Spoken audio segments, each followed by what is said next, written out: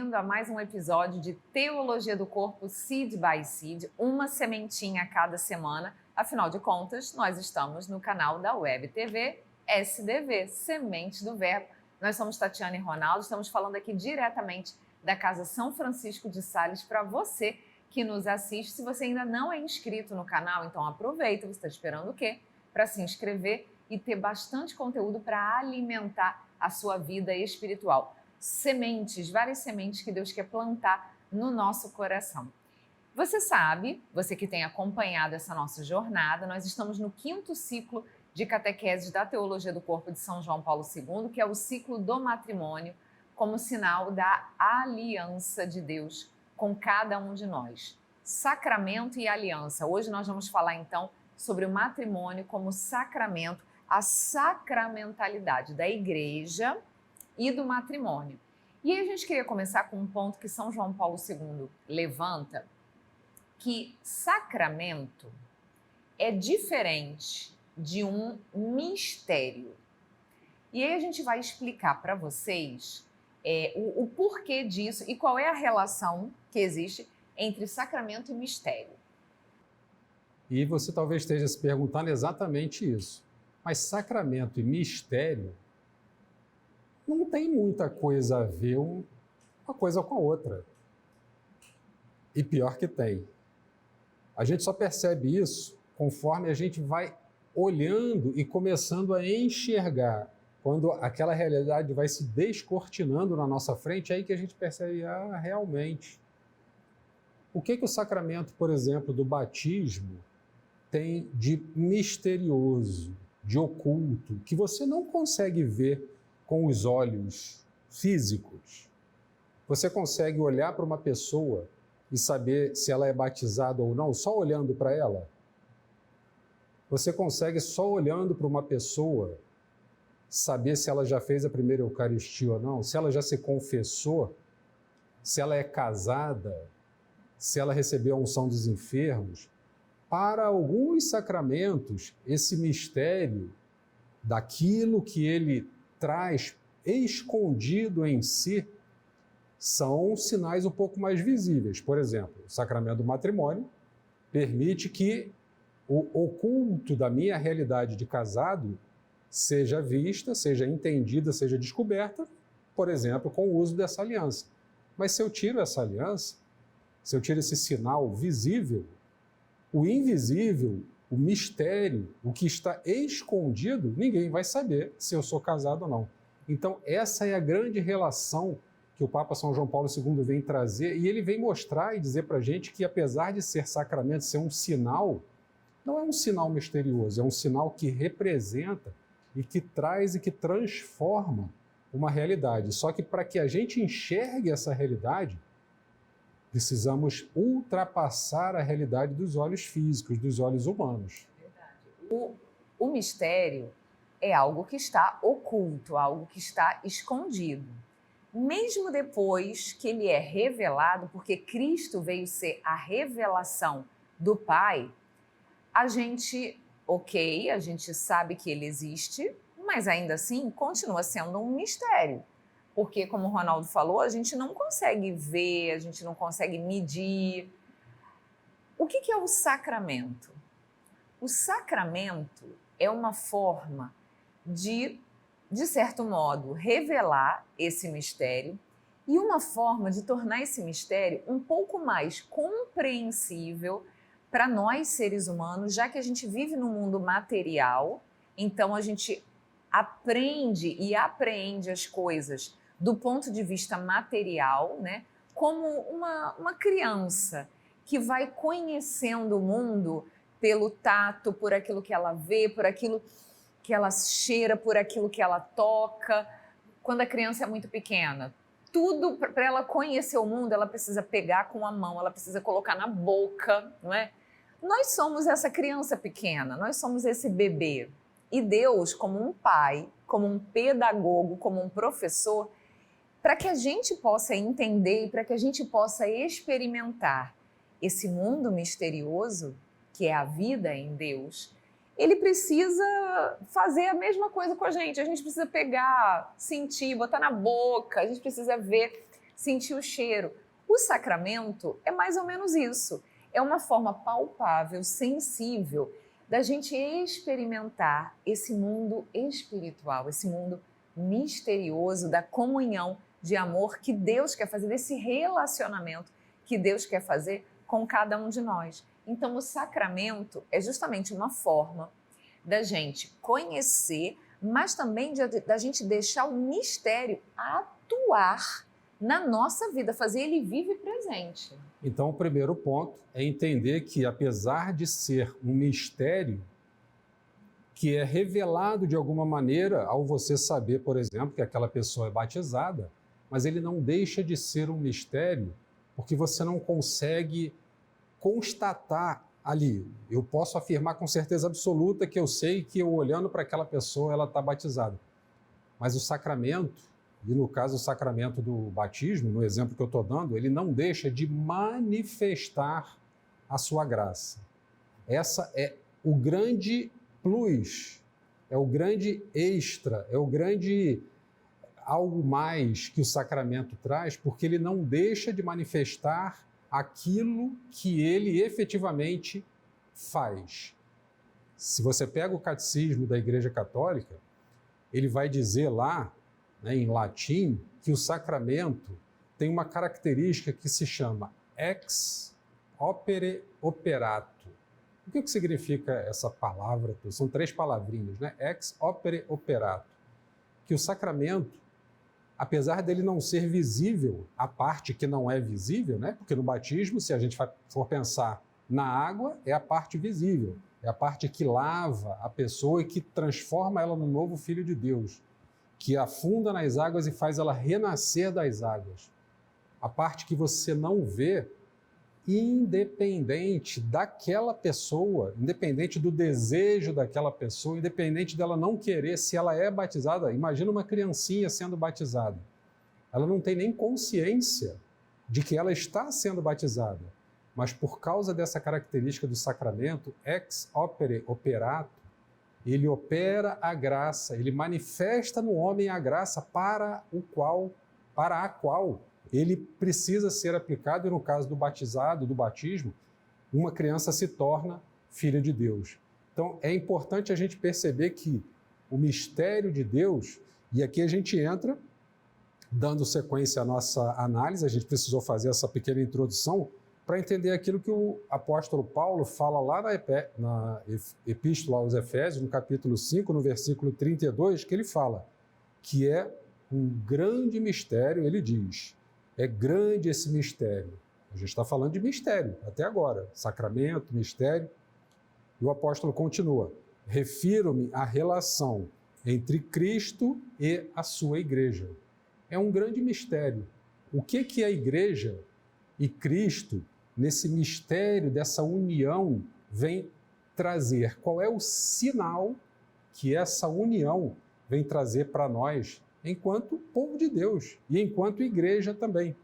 Então é interessante a gente perceber como que essa ação misteriosa que o apóstolo fala para nós é uma ação que vai fazer com que a gente consiga fazer parte desse sinal, integrando a sacramentalidade da igreja, que se torna um sinal de ação na nossa vida. Nós vimos que o homem e a mulher são como a cabeça e o corpo, né? Ou seja, formam uma unidade, um organismo, apesar da sua individualidade.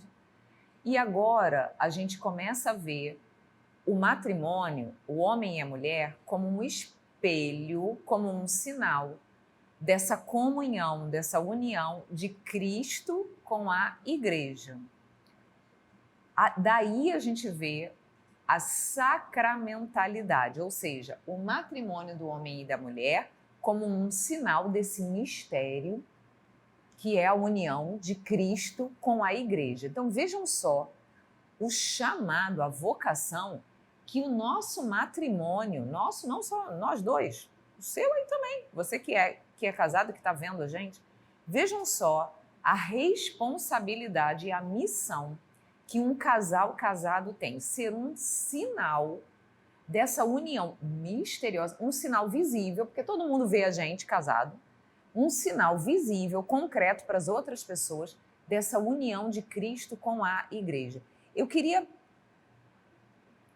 trazer para vocês agora um trechinho de uma das constituições do Concílio Vaticano II, que é a Lumen Gentium, que São João Paulo II, na Teologia do Corpo, cita, porque afinal de contas o Concílio Vaticano II é de 64, década de 60, e a Teologia do Corpo veio depois. A Teologia do Corpo ela começou a ser escrita em 78, né, mas foi proclamada depois. Participou exatamente intensivamente do Concílio Vaticano II. Exatamente. Então, ele traz aqui a Lumen Gentium número 1, que é a luz das nações, né? Lumen Gentium.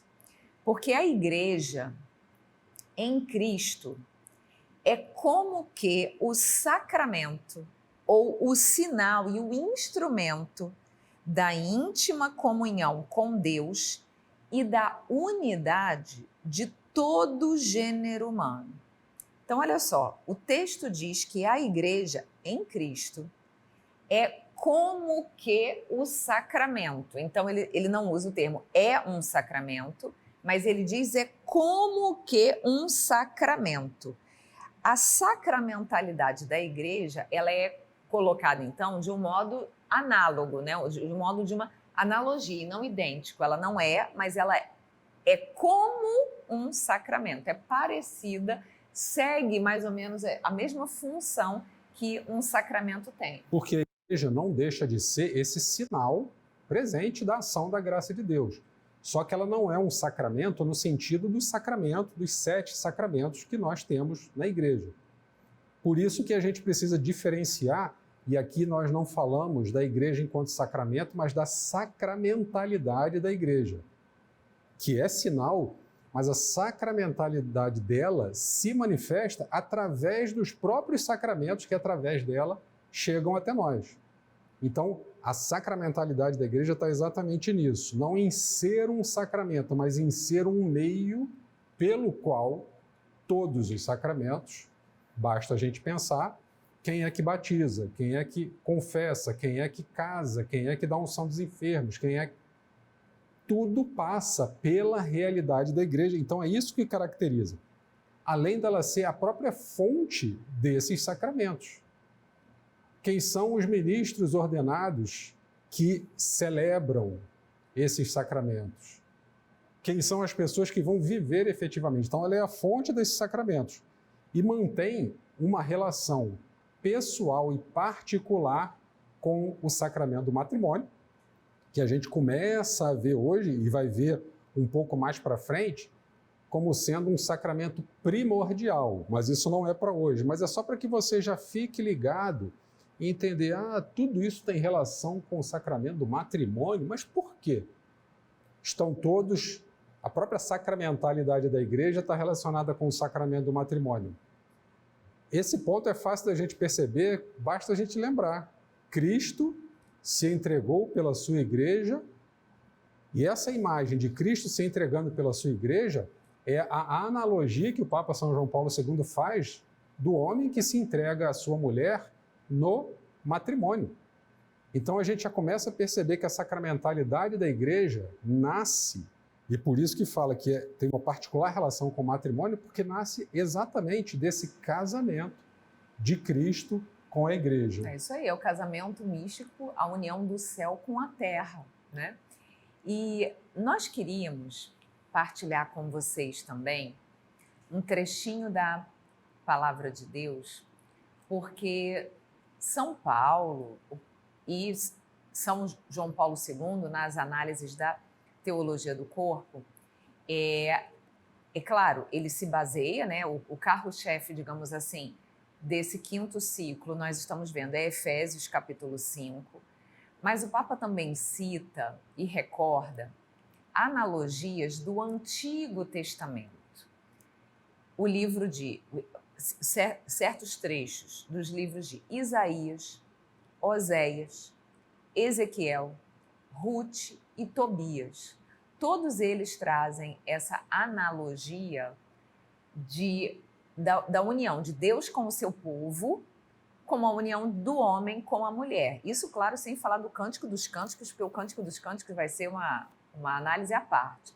Mas nós queríamos trazer para vocês, e você pode até, enquanto você ouve esse trecho, você rezar junto, ou se você estiver assistindo e tiver como pegar aí a sua Bíblia, você pode pegar aí Isaías, capítulo 54, do versículo 4 ao 10. Nós queríamos partilhar com vocês. Até esse tom que o profeta Isaías dá. Não temas, porque não tornarás a envergonhar-te. Não te sintas humilhada, porque não serás confundida. Com efeito, esquecerás a condição vergonhosa da tua mocidade e não tornarás a lembrar o opróbio da tua viuvez, porque o teu esposo será o teu criador. Javé, Senhor dos exércitos, é o seu nome. O Santo de Israel é o teu Redentor.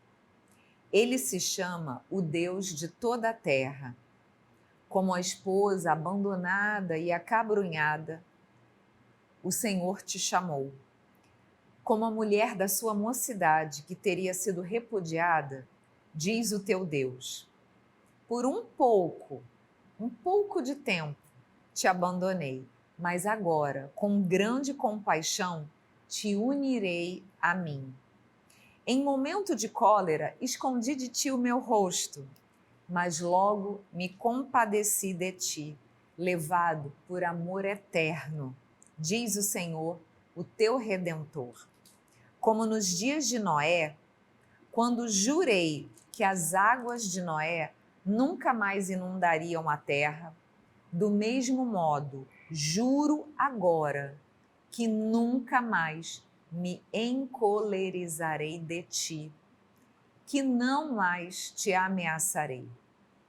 Os montes podem mudar de lugar e as colinas podem abalar-se, porém o meu amor não mudará.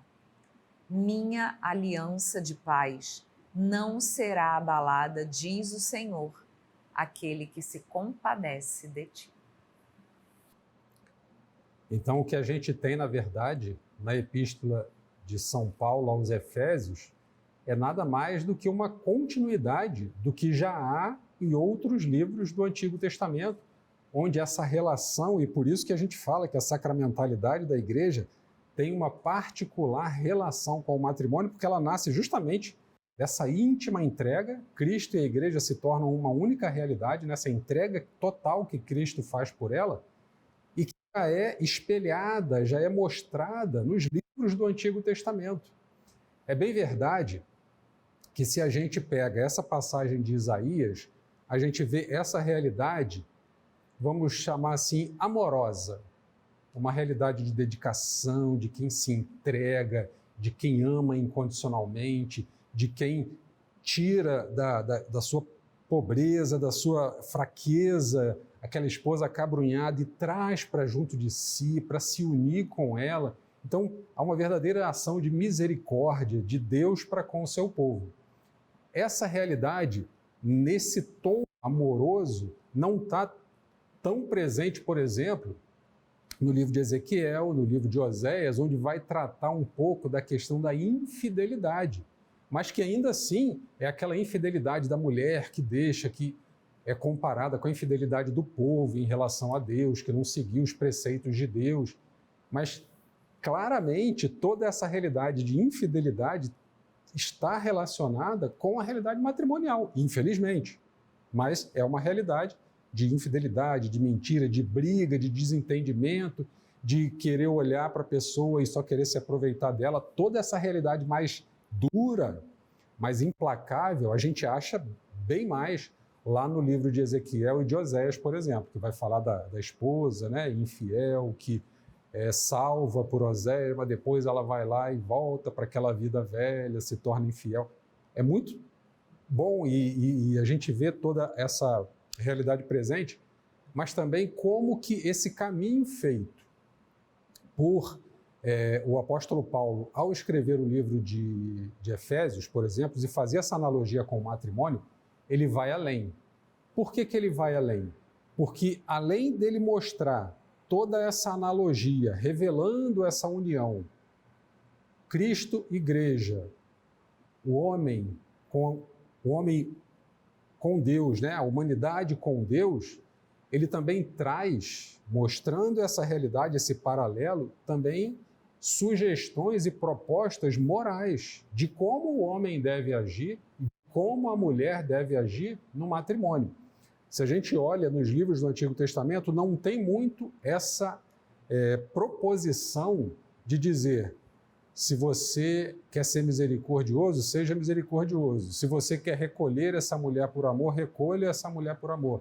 Mas não diz, a partir dessa atitude, como que deve ser o seu comportamento, como que você deve ser fiel, como que você deve se comprometer, como que você deve agir dentro da sua realidade matrimonial. Por isso que a Epístola de São Paulo aos Efésios dá esse pulo, dá esse salto, porque ele não fica só na relação, mas ele mostra qual é o teu comprometimento. E o comprometimento teu está com a tua moral, com a tua ética. Como você vai agir para que aquilo seja conforme os preceitos de Deus. Ou seja, é um texto extremamente pedagógico. Então, vamos aproveitar essa riqueza toda. A palavra de Deus, nossa, é mais atual do que nunca.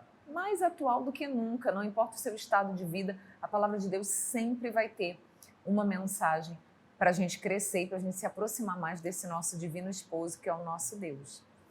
Nós estamos aprofundando vários aspectos do sacramento do matrimônio. Hoje, nós vimos a sacramentalidade da igreja e do matrimônio, como tem tudo a ver, afinal de contas, a igreja é a esposa de Cristo. A gente vai continuar nessa linha da questão do sacramento, matrimônio como sacramento, nos nossos próximos episódios. Então, você não pode perder, né? Até a próxima!